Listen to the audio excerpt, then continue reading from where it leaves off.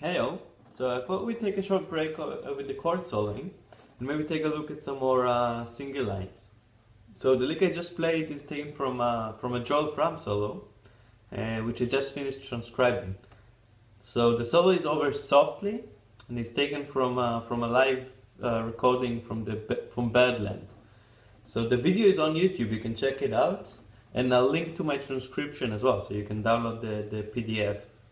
I'll offer the PDF actually in B flat and in concert, so it's also perfect for tenor players. So let's take a look at what Joel plays. So this lick is basically the break, right? So the last solo which is finished, I think it was the singer that sings a solo before Joe, and then there's a break starting on G minor, right? They play softly in G minor. It's kind of unconventional, right? Usually it's played in C minor, but now, I guess for the singer they transpose it to G minor. So basically you have something like a turnaround in G minor, maybe a G minor, an E half diminished, A half diminished, and a D7, something like that, and then the song begins on G minor. You'd have another 2/5 then, and another G minor. So Joel's lick, the lick that I played now kind of covers that break and the first two bars of the song. Kind of, it keeps on playing the same idea throughout all these 4 bars. So it starts up here with an F, and this is on the 2 of the first bar, right? So it's like 1. I'll take you through the notes slowly. This is F, E, E flat, B, G, and another B. So that was the first bar. And what this basically is, I think about it as kind of, this is kind of like a G augmented triad, right? It starts with an F and goes down chromatically to get to this E flat, and then it just arpeggios a G augmented. And I think about it, there's many ways of kind of analyzing that small phrase, but I think about it as this chord. So this is basically an A7 chord, but I play a 9 and a sharp 11. So it's basically a G augmented triad with an A in the bass.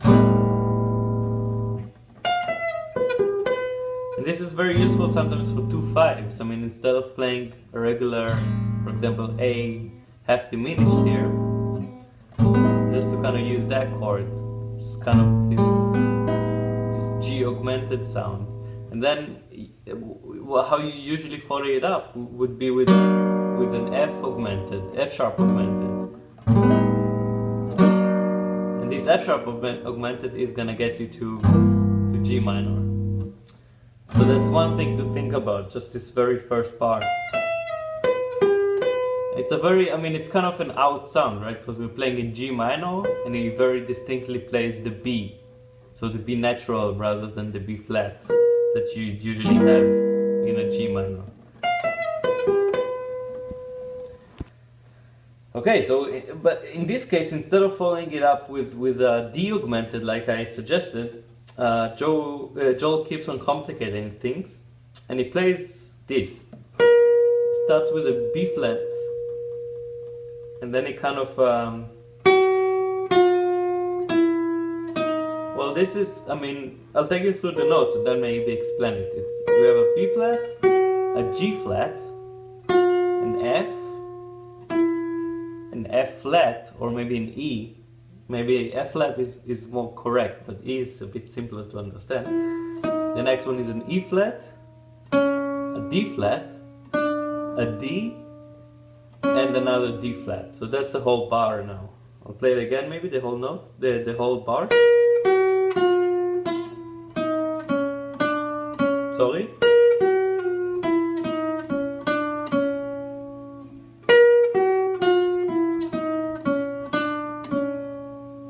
So what this basically is, I mean, the way I think about it is just is an E flat minor triad with kind of a chromatic, kind of playing chromatically between the D flat and the E flat. So between the third of the arpeggio and the first of the arpeggio. So this is the fifth, right, B flat of E flat minor, and then the third, and then we just go down chromatically till the first. And now this is another chromatic approach to D. So this D kind of brings us back to D7, which is gonna go to the G minor. But then instead of going to the G minor, Joel keeps on, he goes back to D flat, then he gets to C for the next bar. But before I get to that, I just wanna kind of explain this E flat minor. So this E flat minor is basically the second of a sub 5, right? If you remember, we're in G minor, the 5 is a D7, right? So the sub 5 of D7 is an E flat 7. And the E flat minor is basically a sub 5.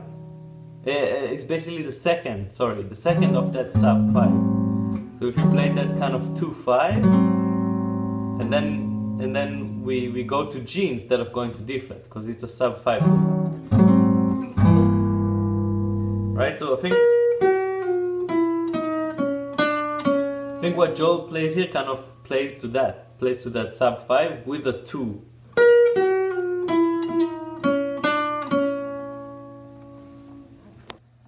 So after that we reach the one of the chorus with the C, right? So we were going down chromatically from the D flat, now we have a C on the 1, right? So the chord is basically a G minor, I mean theoretically it's a G minor, and Joel plays C, but things kind of stay complicated because Joel doesn't really feel like playing this G minor yet. He's not yet done with his reharmonization.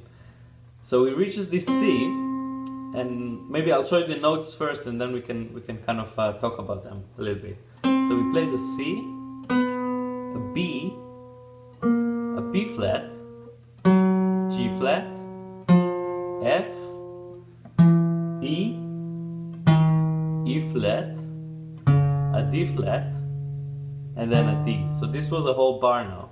I'll play it again slowly together.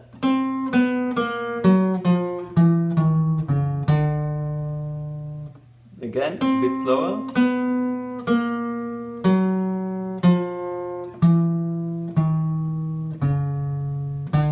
Now this D is gonna be the next bar, so it's gonna be kind of the 2-5 that follows, that comes up on the second bar of the song. But before we get to that, maybe we can talk about this bar a little bit. I mean, it's very similar. I mean, the notes are kind of very similar to what we've played in the last bar, in terms of if we started from the B flat, right? If we skip this C and B, started from the B flat, then we're basically playing the same lick, right? So this is again the E flat minor triad, and we have a chromatic, we have kind of chromatic playing between the third and the first, right? So the G flat and the E flat. Now another chromatic approach getting to E. So this is exactly the same lick from before,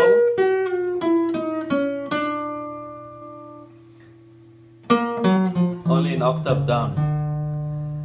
But of course, before we had one beat left, so 2 8 notes left in the bar, which Joel played D and D flat on. And now these two free 8 notes kind of come at the beginning of the part. So we start with a C, a B flat, so that was the 2 extra 8 notes, and we play that lick now. So it kind of moves that lick 1/4 forward, and of course an octave down.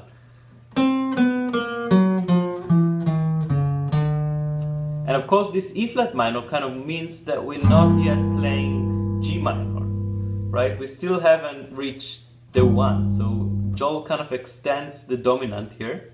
So we have kind of an A flat A flat sound or a D flat altered, right? It's all basically the same thing.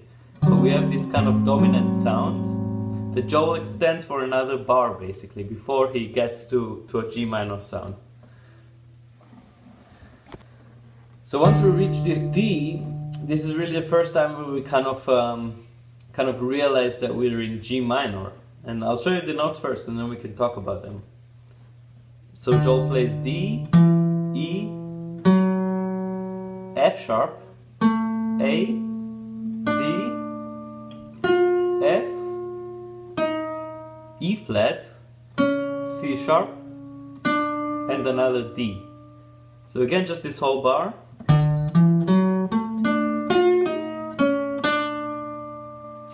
So this is kind of this is a very straightforward kind of D7 sound, but it already sounds very much like D minor. I mean,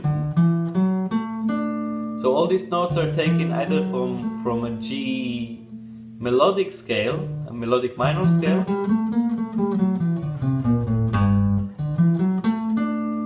and now we kind of have one note out of the scale, so it's an F.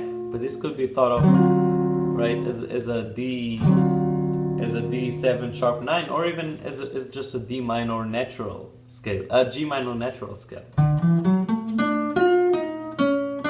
And this is this kind of going around this D, this kind of like it's kind of like a double chromatic approach to D. So Joel kind of really plays this D sound now. So if before we were playing an E flat minor sound, kind of a sub 5 sound, on this part, Joel is really playing a very solid kind of D sound. So we're getting closer to G minor.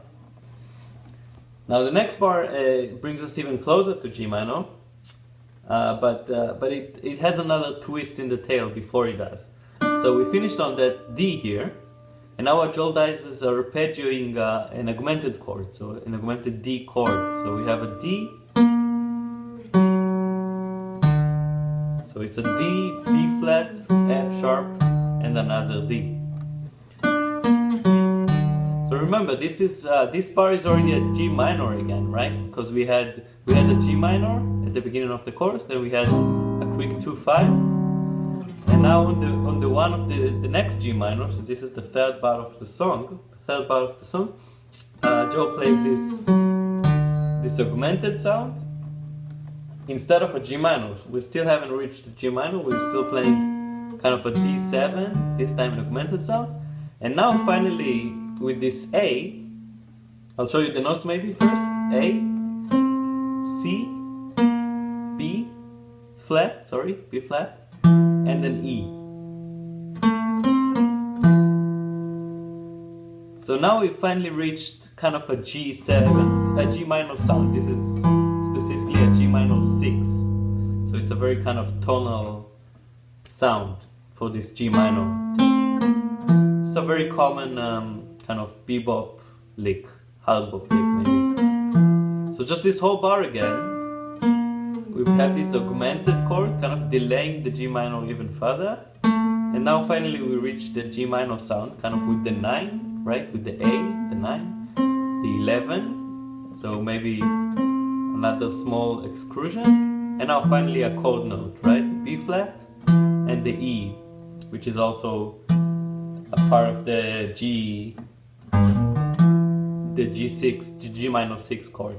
But notice that kind of the tonal sound here is still, it's not consonant, just because we play this this augmented fourth, right, between B flat and E, tritone. So even when we reach kind of the tonic, Joel is still kind of set on complicated things, on maybe not playing like a very consonant sound.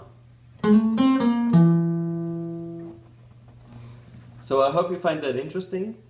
Keep in mind that the original recording is quite quick, so it's around 280 BPM. So if you want to play that lick anywhere the original tempo, you're gonna have to do some finger exercises.